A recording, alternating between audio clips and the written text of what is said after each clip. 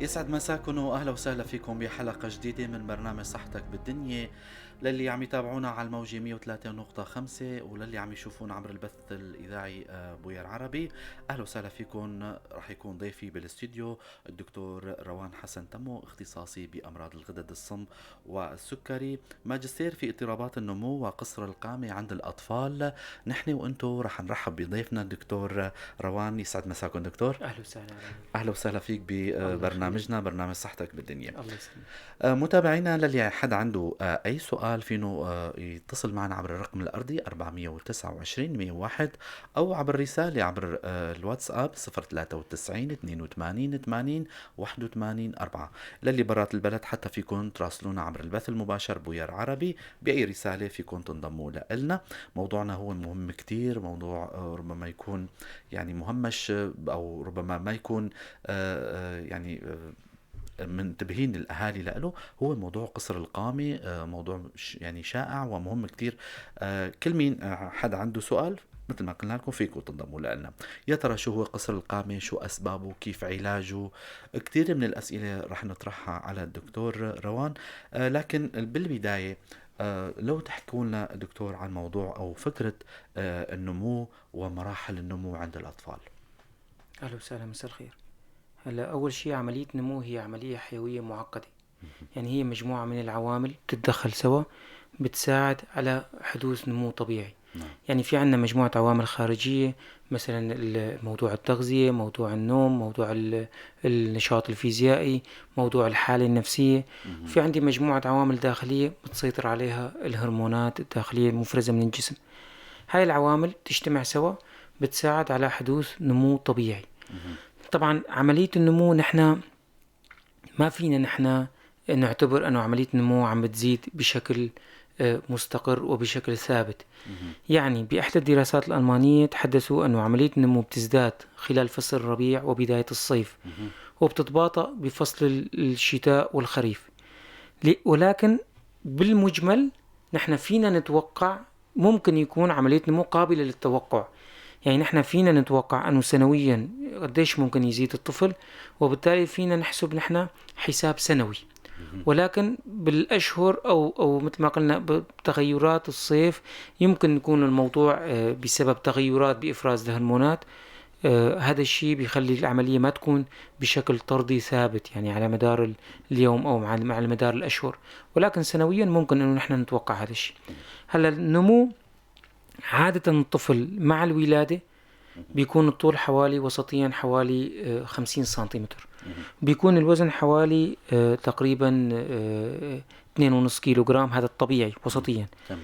الطفل خلال السنة الأولى من العمر بيزيد حوالي 25 سنتيمتر، بالسنة الثانية والثالثة بيزيد حوالي 15 سنتيمتر، يعني سنويا 7.5 سنتيمتر. من بداية السنة الرابعة لبداية البلوغ بيزيد سنويا بشكل شبه ثابت حوالي 5 سنتيمتر. وبعدين مع بداية البلوغ بيصير في عندي قفزة الطول الناتجة عن الهرمونات الجنسية. بنفس الوقت موضوع الوزن عادة مثل ما قلنا أنه بيولد الطفل بوزن وسطي حوالي 2.5 كيلو جرام شبه طبيعي. بعدين بيزيد الطفل حوالي 30 جرام يوميا حتى الشهر الثالث، وبعدين 20 جرام حتى الشهر السادس، وبعدين 10 جرام من الشهر السادس للشهر 12 من السنة الأولى من العمر. يعني بالمجمل إذا بتحسب على الآلة الحاسبة بيطلع عندك أنه بنهاية السنة الأولى بيصير الوزن الطبيعي من 2.5 كيلو جرام لحوالي 8.8 كيلو جرام، يعني حوالي 9 كيلو جرام. تماما. بعدين مثل ما حكينا أنه بالسنة الثانية والثالثة بيصير في عندي زيادة أكتر، لحتى من بداية السنة الرابعة بيصير النمو بشكل أقوى من يعني بشكل ثابت خلينا نقول. طبعا مراحل النمو الثلاثة هي المرحلة الأولى هي الإنفانسي اللي هي من الولادة وحتى عمر 2 إلى 3 سنوات. المرحلة الثانية اللي هي مرحلة التشيلدهود أو اللي بتكون من بداية السنة الرابعة، اللي بيكون فيها النمو بطيء ومستقر وثابت. المرحلة الأخيرة اللي هي البابرتي اللي هي مرحلة قفزة النمو، اللي هي بتكون بسبب الهرمونات الجنسية واللي بتنتهي بالتحام المشاش، يعني بانتهاء عملية النمو. تماما. اللي عم نلاحظه دكتور انه اختصاص الغدد الصمامية من اعقد الاختصاصات صراحة، تمام. يعني هي بتتشعب كتير. فصعب انه نشرح كتير يعني مواضيع ولو حتى تكون صغيرة بحلقة مدتها صح. لا تتجاوز. فهو الموضوع اكيد رح يكون مهم كتير، وما رح نتناول كتير من المعلومات. ولكن دكتور لو نفوت بصلب موضوعنا، يا ترى قصر القامة للي عم يسمعونا واللي عم يشاهدونا، يا ترى شو هو كتعريف أو كاصطلاح؟ هلا شورت ستيتشر بيكون تشخيصه بانه الطفل بيكون بالنسبه، انا رح احكي التعريف وبعدين نحكي كيف يتشخص، تماما. انه نقص انحرافين معياريين على مخططات النمو نسبة لمتوسط الطول الوالدي. مهم. يعني في مركز بأمريكا اللي هو Centers of Disease Control and Prevention، مهم. هذا أصدر مخططات نمو عالمية تم توزيعها على مستوى العالم، اسمها مخططات CDC. هاي المخططات، في عندي مخططات لأعمار أقل من سنتين، وفي مخططات لأعمار أكثر من السنتين. هاي المخططات بتحسب لك طبعا الذكور لحال والإناث لحال، أكيد. بتحسب لك الطول المتوقع للطفل نسبة لمتوسط الطول الوالدي. متوسط الطول الوالدي يعني إذا كان بدك تحسب الطول بالنسبة للذكر، بتحسب طول الأب مع طول الأم زائد 13 تقسيم 2. هون بيطلع لك الطول الوسطي النهائي المتوقع للطفل. للطفل. مهم. بتنزله على مخطط نمو بترسم الانحراف المعياري تبعه، بترسم الخط المنحني تبعه. تماما. بيتحدد لك بكل سنة أو بكل شهر أو من بكل المفروض عمر أنه شو لازم يكون طول الطفل ووزنه. وبنفس الشيء بالنسبة للبنات، ولكن تنحسب المعادلة للبنات أنه طول الأب زائد طول الأم ناقص 13 تقسيم 2. عكس. طبعا هاي زائد 13 ناقص 13 إلها علاقة أنه قفزة الطول، هي نقطة كتير مهمة نحن مهم. بنسأل عنها كتير، أنه ليش عند الذكر هو زائد 13 تقسيم 2، وعند الأنثى عند الأنثى ناقص 13. عند الذكر بتكون قفزة الطول أقوى أها. وتمتد لفترة أطول. نعم. لهذا السبب الطول المتوقع المكتسب نتيجة قفزة الطول خلال البلوغ بتكون أكبر. لهذا السبب عم تكون زائد 13 تقسيم 2، فبيكون الوسطي أكثر. مهم. تمام. تماما. فهون نحن حسبنا متوسط الطول الوالدي، نزلته على مخطط النمو. إذا كان في عندك هون درجة قصر القامة بتتحدد بحسب شو طلع معك على المخطط. مهم. يعني مثلا إذا كان المتوقع أنه يكون، إذا كان طول الطفل مثلا 95 سنتي مثلا، مهم. وكان المتوقع أنه يكون 99 سنتي، هون عندي نقص انحراف معياري واحد، يعني عندي قصر قامة 4 سنتيمتر. مهم. إذا كان في عندي قصر قامة، يعني كان في عندي نقص 8 سنتي فما فوق، هذا صار اسمه قصر قامة شديد ويعامل معاملة المرض. مهم. أما كل قصر قامة تحت 8 سنتي فهو كمان قصر قامة وكمان يعالج، ولكن لا يعتبر قصر قامة شديد. تماما. فأنت بتعالج بحسب، يعني بتبلش دراسة الحالة بحسب درجة قصر القامة وحسب عمر الطفل وحسب الطول والوزن المتوقع نسبة لمتوسط طول الوالدي. تماما. دكتور، طريقة التشخيص عندكم يعني من شوي ذكرنا انه هل الاختصاص صراحة هو معقد جدا. يعني كيف بتشخصوا المرض هذا؟ بأي طرق، بأي وسائل التشخيصية اللي عندكم؟ هلا أول شغلة بدك تعملها أنك تحسب طول الطفل ووزن الطفل، مهم. وتعرف طول الأب والأم وتنزله على مهم. مخططات النمو. مهم. هلا إذا كان العمر تحت السنتين بيكون قياس الطول بطريقة الاستلقاء. مهم. إذا كان من السنتين وبعد بده يكون الطفل واقف بشكل مستقيم، ساند حاله على الحيط، مسكر رجليه. بتحسب الطول من سفل القدم لأعلى الرأس لقمة مهم. الرأس. مهم. بتشوف الطول الحالي مع الوزن الحالي. بتحسب متوسط الطول الوالدي حسب طول الأب والأم. تماما. بتنزله على مخطط نمو. بتشوف أنت درجة قصر القامة. إذا كان هون الدراسة بتكون حسب درجة قصر القامة. مهم. يعني أول شغلة بتبلش فيها نحن بنطلب صورة العمر العظمي. هي مو أول شغلة، قصدي من واحدة من الشغلات الأساسية. بتشوف أنت درجة قصر القامة، على هواها وبتطلب أنت الشغلات الأساسية اللي هي الخضاب، الحديد، الكالسيوم، تحليل الغدة الدرقية. إذا كان في عندك قصر قامة شديد بدك تروح لمستوى أعلى، بتطلب تحليل سوء الامتصاص مهم. الأنتي تي جي، وبتطلب معه صورة العمر العظمي. صورة العمر العظمي اللي هي صورة المعصم الأيسر، نعم. صورة بسيطة للمعصم الأيسر، لحتى تشوف إذا كانت عمر العظم موافق لعمر الطفل. مهم. ما بدنا نعقد الأمور كتير. يعني مثلا طفل عمره 8 سنوات، تماما.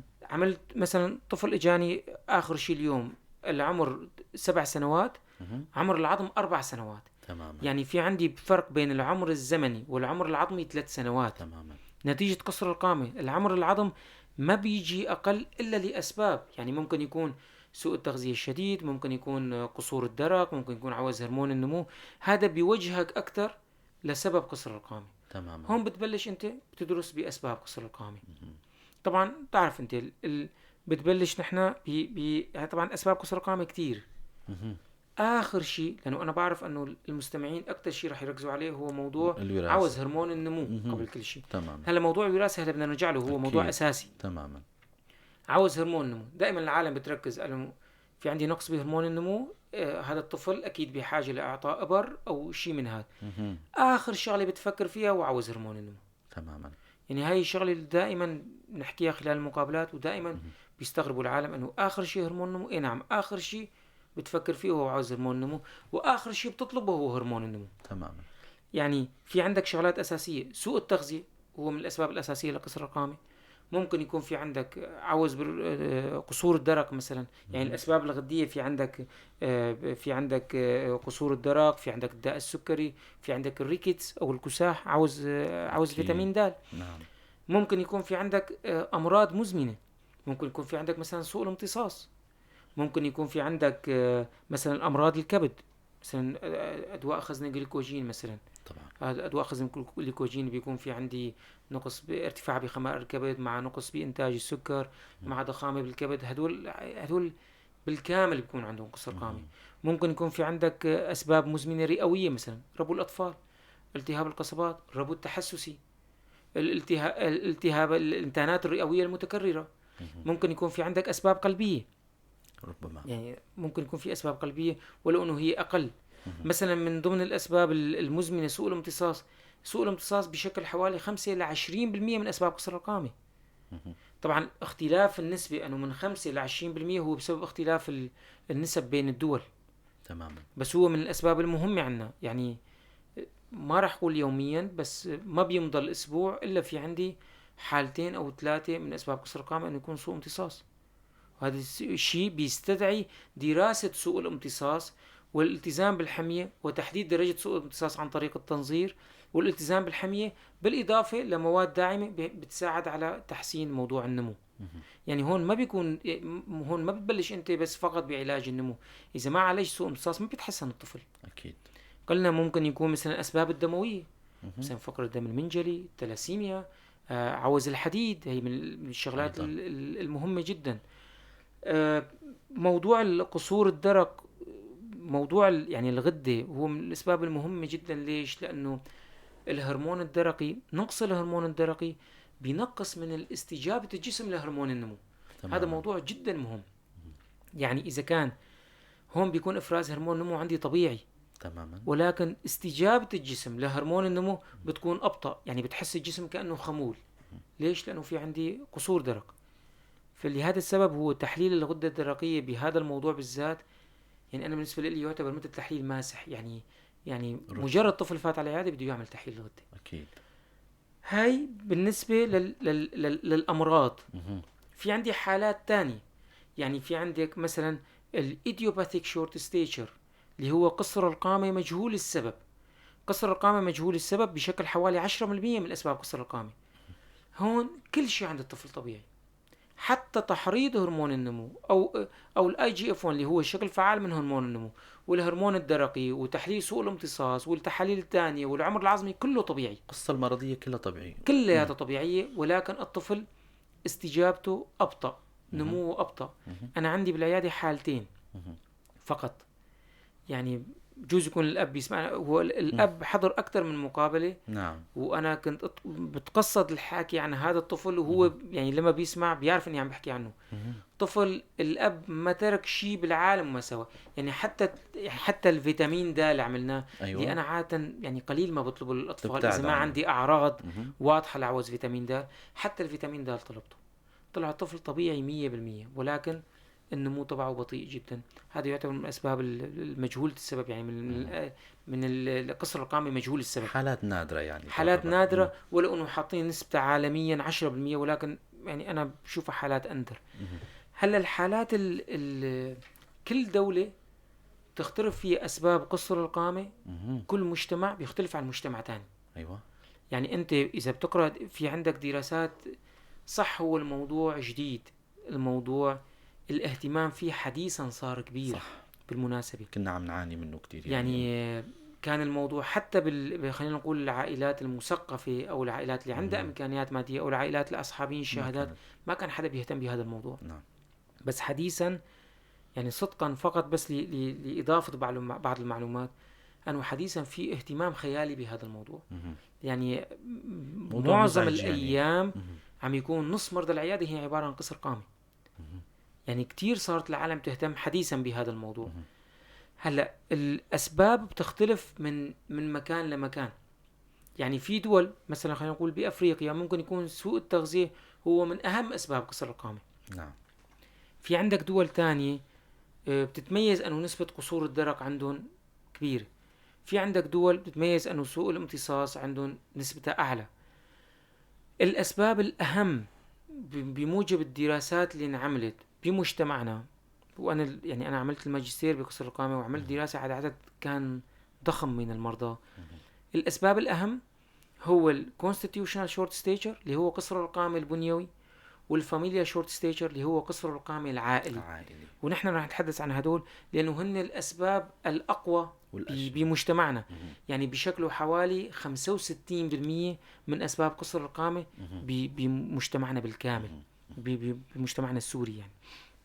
يعني قصر القامة العائلي لما بيكون كل شيء عند الطفل طبيعي ولكن الأب والأم قصار، فبيكون الطول الوسطي المتوقع نحن قلنا أنه بدنا نحسب نحن متوسط الطول الوالدي وعلى أساسه بتنزلوا على مخطط النمو.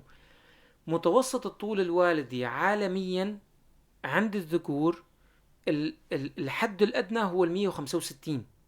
يعني إذا بتشوف مخططات النمو، أو لو مثلا بننزل ضمن الحلقة تبعنا صورة لمخططات النمو. يا ريت زميلتنا بالكنترول أكيد هلا عم تطالع صورة مماثلة يعني شبيهة بموضوع. ممكن نضيف نحن مخططات النمو. بمخطط نمو الحد الأدنى للمتوسط الطول الوالدي الطبيعي هو 165. الحد الأعلى ما نو محدد، ولو أنه كاتبين السقف وأنه الحد الأعلى يعني حاطين المنحنيات لحد 190. بقصر القامة العائلي بيكون هلا عم بحكي عن الذكور. نعم. الإناث الحد الأدنى هو 153 تماما. فقصر القامة العائلي هو كل متوسط طول والدي أقل من 163 عند الذكور وأقل من 150 عند الإناث. تماما. اليوم اجاني حالتين هيك. يعني مثلا الأب 160. أيوة. لا تستغرب عن الأرقام اللي بدي أحكيها لأنه عم يجينا كتير. حلو. مثلا اجاني اليوم حالتين.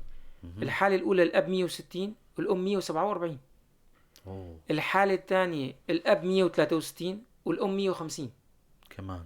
فلما بتحسب متوسط الطول الوالدي قلنا للذكور الأب زائد طول الأب زائد طول الأم زائد 13/2 وللإناث ناقص 13/2. بتشوف أنه متوسط الطول الوالدي الطبيعي هو أقل من الحد الوسطي المتوقع عالميا، أقل من الحد الأدنى. هون كل شيء بيكون عند الطفل طبيعي.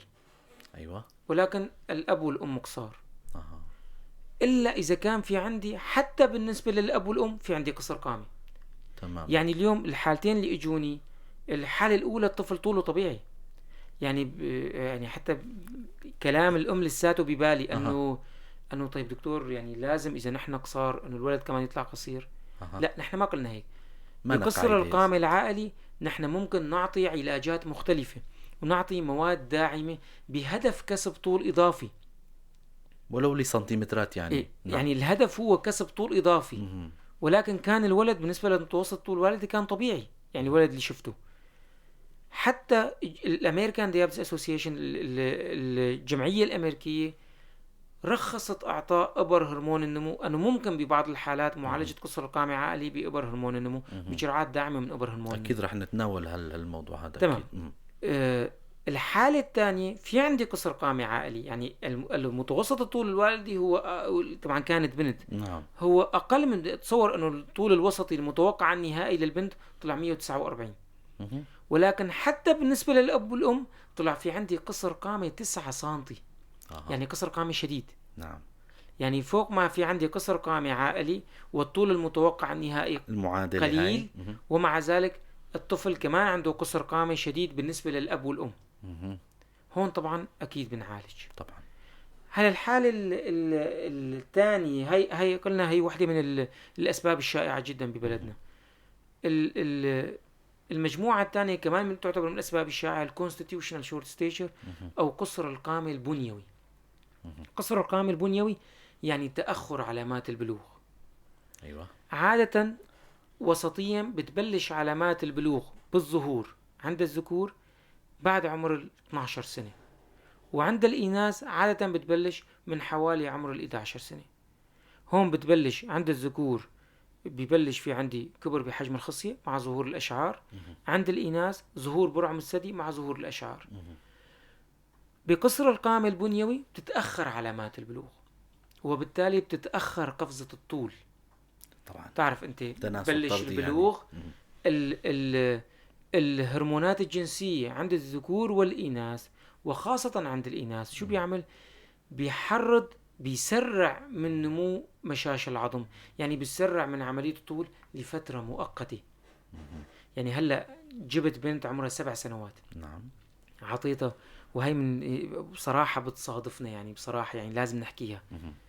عم ينعطوا إبر محرضة للنمو. مثلا إذا كان ذكر بيعطي جرعة صغيرة من الهرمون الذكري، وإذا كانت أنثى بيعطيها جرعة صغيرة من الهرمون الأنثوي. أيوة.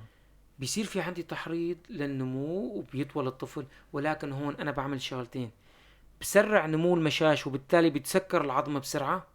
أكيد. يعني صار في عندي زيادة طول مؤقتة. أها. والشغلة الثانية والأهم أنه بيظهر عندي علامات بلوغ. أكيد طبعا، مبكرة. إيه طبعا مبكرة، وهي مشكلة كبيرة كتير. نعم. فبقصر القامة البنيوي بيصير في عندي تأخر بعلامات البلوغ، وبالتالي تأخر قفزة الطول. هون بتلاحظ، أنا دائما بحكي هذا المثال، خلينا نقول أولادنا الاثنين بالمدرسة سوا، العمر 13 سنة. نعم.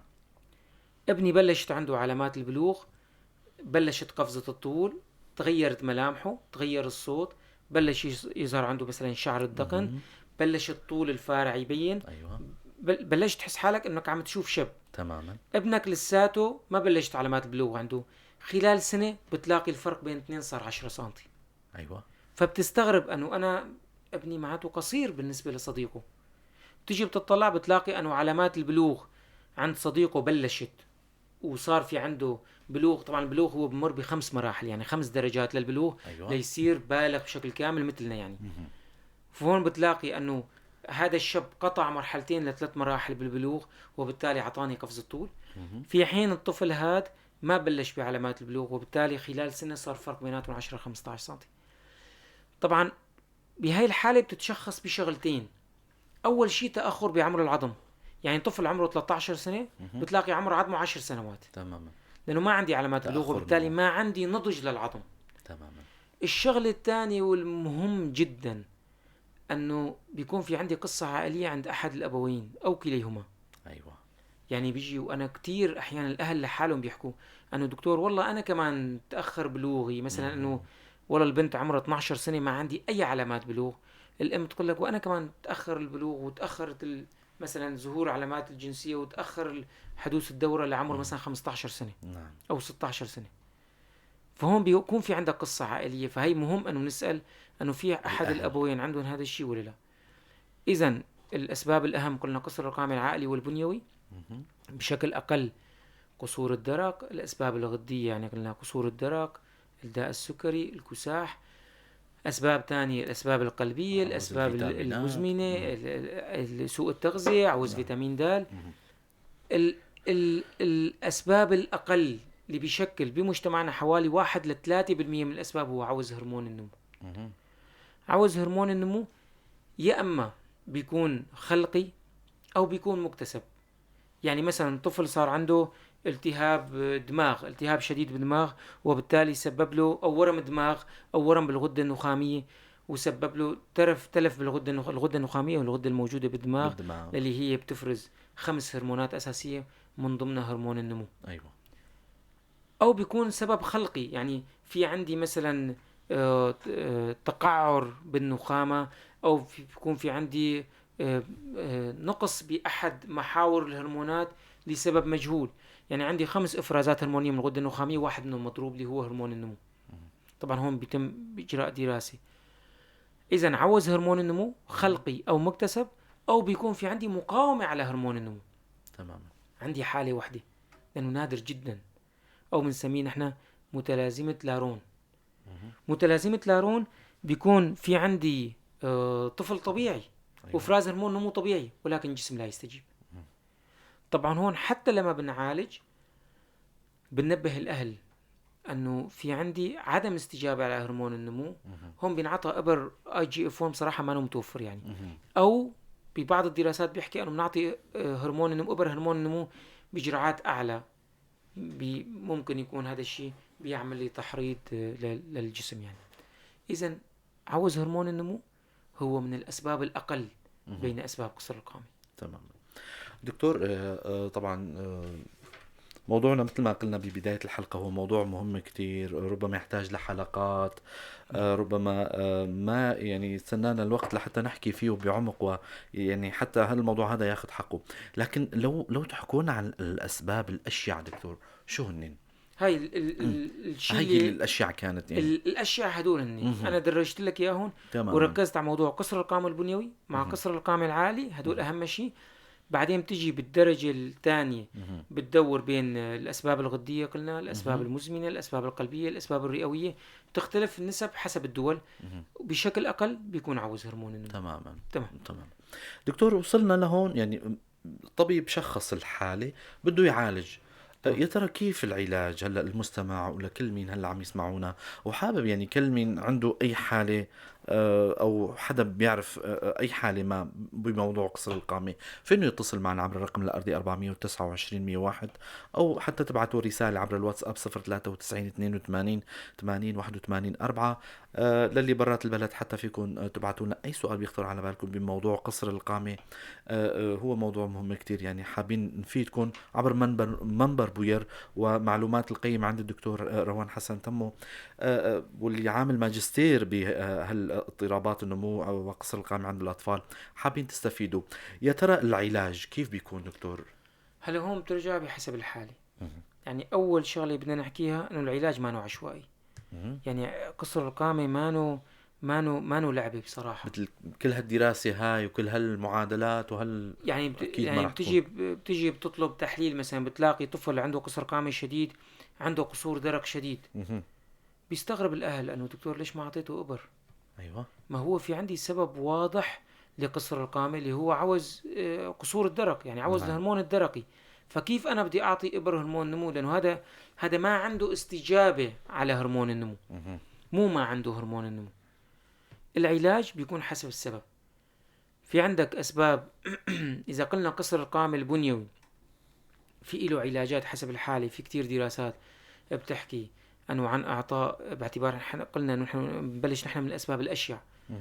بقصر القامة البنيوي بيتأخر علامات البلوغ، ممكن تعطي نحن ممكن نعطي جرعات خفيفة من الهرمون الذكري للذكور، جرعات محددة خفيفة للإناث.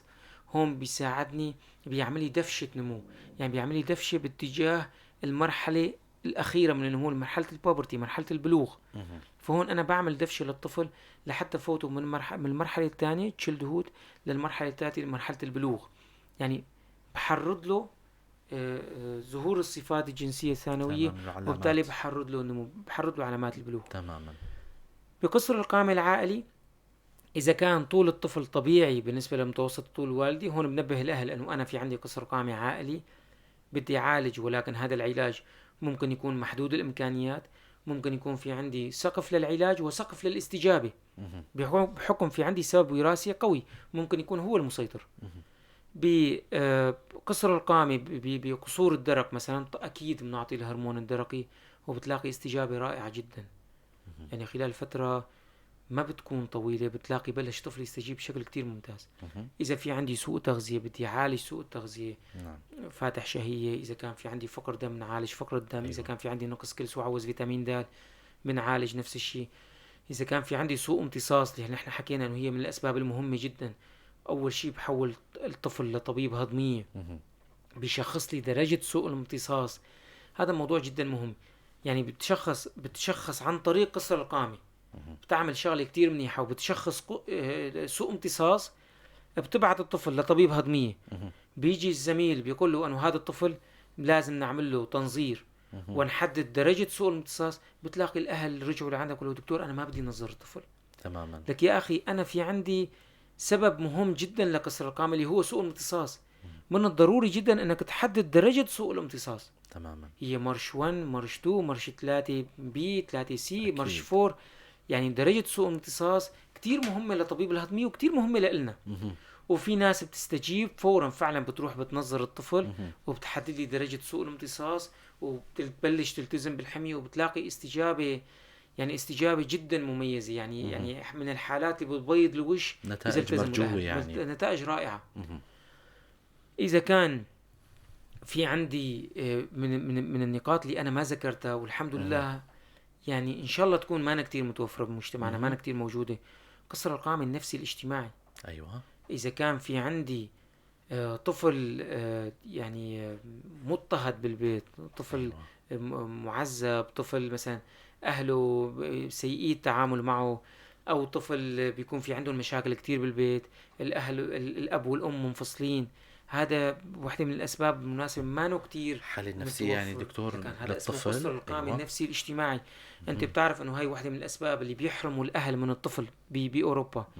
بيحرموا الأهل من الطفل وبيحطوه بمركز مختص وبيراقبوا النمو تبعه لحتى يشوفوا صار عندي تحسن بالنمو. بينبهوا الأهل أنه هذا قصر قامة نفسي اجتماعي، وهذا بيكون تهديد كتير كبير للأهل.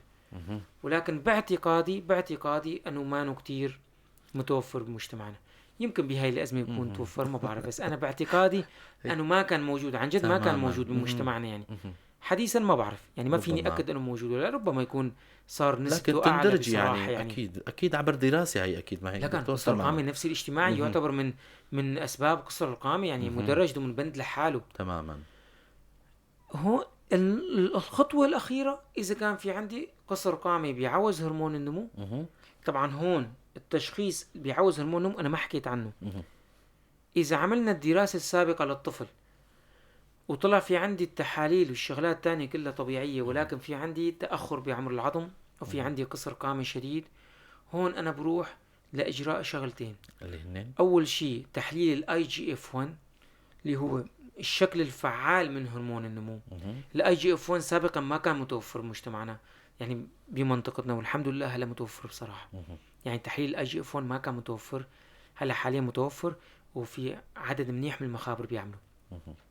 التحليل الثاني هو إجراء تحريض هرمون النمو.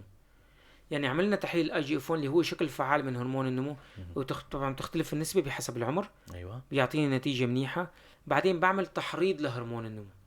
تحريض هرمون النمو في عندي مجموعة من المحرضات لهرمون النمو. طبعا التحليل العالمي المعتمد اللي بيعطي نتيجة رائعة جدا، طبعا في أحسن منه، ولكن المعتمد عالميا اللي خطورته أقل هو التحريض بالكلونيدين.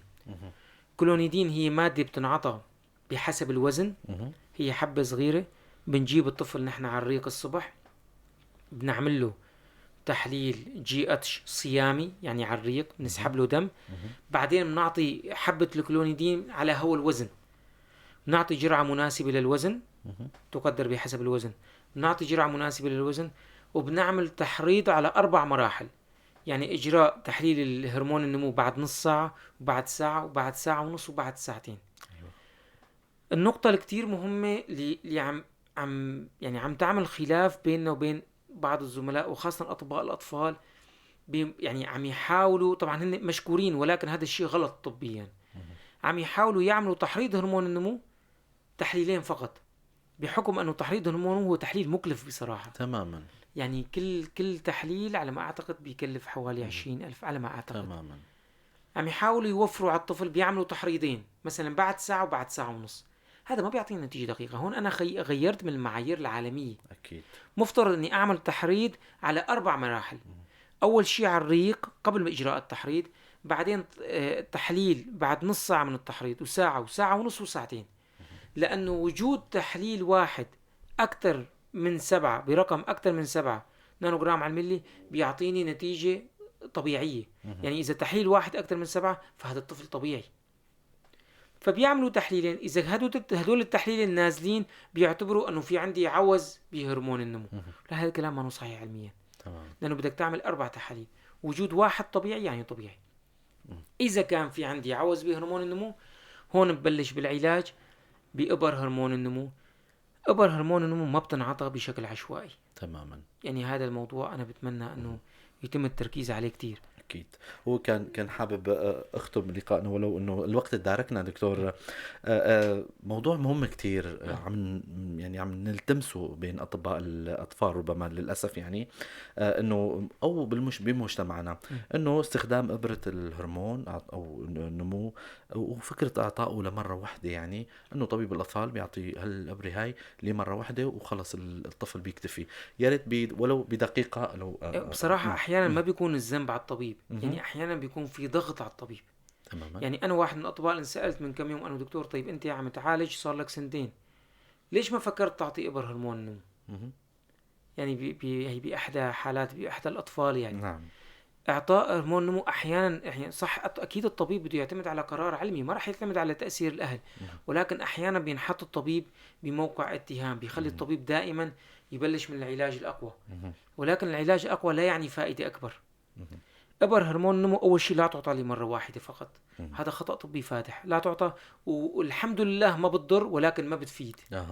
يعني هون بيكون تكلفوا الأهل، يعني إبرة هرمون النمو اليوم حقها 104,000 ليرة. تعطى حسب الوزن وتعطى لفترة 4 ل 6 أشهر وقابلة للزيادة. ما بتنعطى بإبرة شهريا. أحيانا الأهل بيسألوني أنه دكتور أنا فيني أشتري إبرتين أو 3 إذا بدك.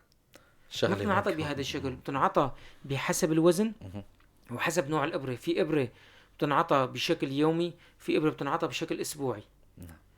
الإبرة الأفضل الموجودة هلا حاليا عالميا بتنعطى بشكل اليومي، بيستمر تأثيرها أسبوع، ولكن بيكون إعطاء بحسب الوزن وبتنعطى لفترة 4 ل 6 أشهر. إلا شروط معينة. إلا شروط معينة ويجب الالتزام فيها. تماما. إبرة هرمون النمو لحسن الحظ أنه إذا أعطيت بشكل عشوائي، إذا أعطيت إبرة أو إبرتين مثلا ما بتضر، ولكن للأسف ما بتفيد كمان. ما راح تفيد. فبتمنى أن يكون موضوع إعطاء إبر هرمون النمو مدروس، ما بيكون بشكل عشوائي سواء من الأهل أو سواء من الزملاء يعني. بنهاية اللقاء هذا الوقت تداركنا، ولكن الموضوع هو شيق ومهم كتير. دكتور روان حسن تمو، اختصاصي بأمراض الغدد الصم والسكري، ماجستير في اضطرابات النمو وقصر القامة عند الأطفال. نتشكركم على هالمعلومات القيمة دكتور. شكرا لكم على الاستضافة الحلوة. للأسبوع القادم ضيف جديد وحلقة جديدة. بتضلوا بخير وسلامة.